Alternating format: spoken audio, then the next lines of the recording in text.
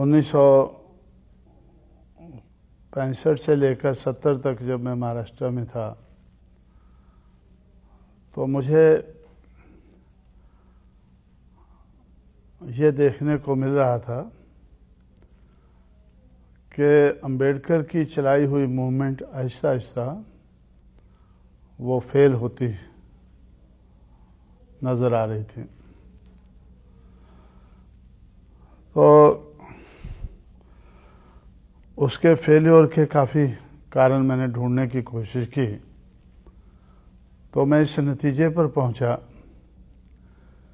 कि जिस समाज की गैर राजनीतिक जड़ें मजबूत नहीं होती हैं उस समाज की राजनीति कामयाब नहीं हो सकती है। तो इसलिए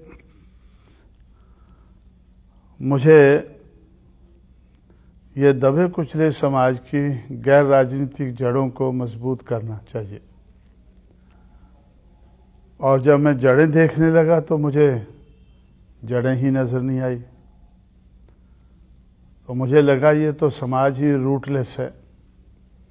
पहले तो जड़ें बनानी होंगी, फिर इसको मजबूत करना होगा और फिर उस मजबूती का सहारा लेकर तब हमें राजनीति के बारे में सोचना चाहिए, आगे बढ़ना चाहिए।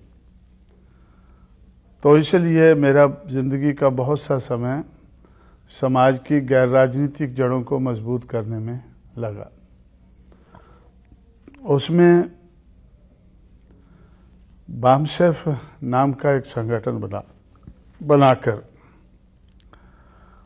तो मैंने जो एजुकेटेड एम्प्लॉइज़ थे दबे कुचले समाज के, उनको संगठित किया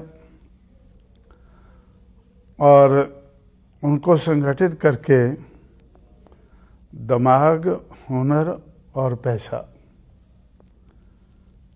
ये 3 किस्म की गैर राजनीतिक जड़ों को बनाया और मजबूत किया। तो मुझे ऐसा लगा कि ये मूवमेंट को कामयाब बनाने के लिए दिमाग का होना ज़रूरी है, हुनर का होना ज़रूरी है, पैसे का होना ज़रूरी है। तो इस तरह से 3 किस्म के जनरेटर बनाकर तो मैंने बात को, मूवमेंट को आगे बढ़ाने की कोशिश की। और जब ये गैर राजनीतिक जड़ें कुछ मजबूत हुई तो फिर मुझे ऐसे लगा कि भाई power will be product of struggles. जो राजनीतिक सत्ता है वो संघर्ष में से ही निकलेगी। वैसे ही कोई हमें थाली में लेकर उसको नहीं परोसेगा देगा। तो इसलिए संघर्ष करने के लिए दलित शोषित समाज संघर्ष समिति, जिसको शॉर्ट में हम DS4 बोलते थे, इस नाम का संगठन हम लोगों ने बनाया और उसके माध्यम से पहला संघर्ष हमने शुरू किया देश भर में।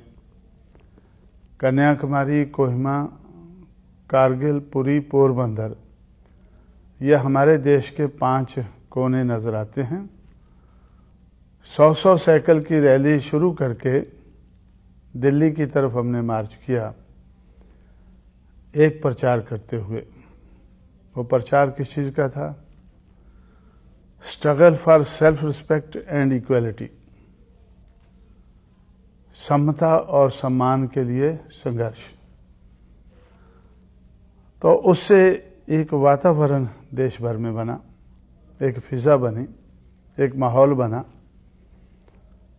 कि जिन लोगों को समता और सम्मान की ज़रूरत है उन लोगों को अपने पैरों पर खड़े होकर इसके लिए संघर्ष करना होगा और तब ही वो समता और सम्मान हासिल कर सकते हैं। तो ये रोल DS4 का रहा। उसके बाद हम लोगों ने बहुजन समाज पार्टी बनाई, ये सोच करके कि डेमोक्रेसी में मेजॉरिटी की ज़रूरत होती है। तो मेजॉरिटी तो दलित शोषित समाज की है। अब इसको राजनीति में परिवर्तित करने के लिए बहुजन समाज बनाना शुरू किया और बहुजन समाज की पार्टी बनाना शुरू की। और बहुजन समाज पार्टी बनाकर हम लोगों ने तो दिमाग, हुनर और पैसा के जो जनरेटर बनाए थे उनका इस्तेमाल करके संघर्ष करके राजनीति में आगे बढ़ना शुरू किया। तो बहुत देर तक लोग ऐसा सोचते थे कि इस किस्म के संगठन बनते हैं, थोड़ी देर चिल्लाने के बाद खत्म हो जाते हैं। लेकिन हमने पहले ही ये प्रिकॉशन लिया था कि ये whatever we have to attain, we must be able to sustain। जो हमें हासिल करना है उसको बनाए रखना है।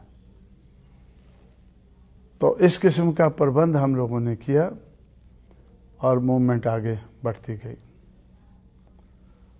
तो मूवमेंट, इसमें जो मूवमेंट बनाने में जो सोच है, विचार है या विचारधारा हम लोगों ने बनाई है, उसमें मुझे बहुत कुछ करना पड़ा है।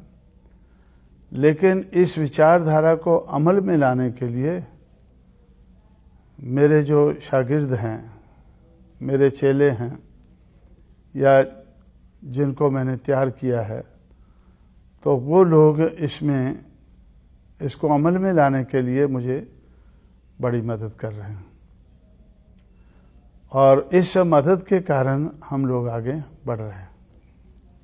मैंने पढ़े लिखे नौजवान लोगों को ढूंढकर, स्पॉट करके उनको तैयार करना शुरू किया। तो जिस किस्म की इस संघर्ष को, इस मूवमेंट को चलाने के लिए मुझे क्वालिटीज चाहिए थी, तो दिल और दिमाग की क्वालिटीज, उनका दिल भी कहता हो कि हमें ये मूवमेंट को चलाना है, दिल के साथ चलाना है, और दिमाग भी हो उनका वो चलाने के लिए। तो दिल और दिमाग की क्वालिटीज़ को ध्यान में रखते हुए मैंने देश भर में पढ़े लिखे नौजवान लोगों को तैयार करना शुरू किया। और वही दिल और दिमाग की जो क्वालिटीज़ है वो मायावती में काफ़ी बड़े पैमाने पर मुझे नज़र आई। और समय के साथ साथ जैसे हम आगे बढ़ते गए तो वो क्वालिटीज़ डेवलप होती गई और उस डेवलपमेंट के कारण उनका जो रिज़ल्ट है वो अच्छा निकलता गया।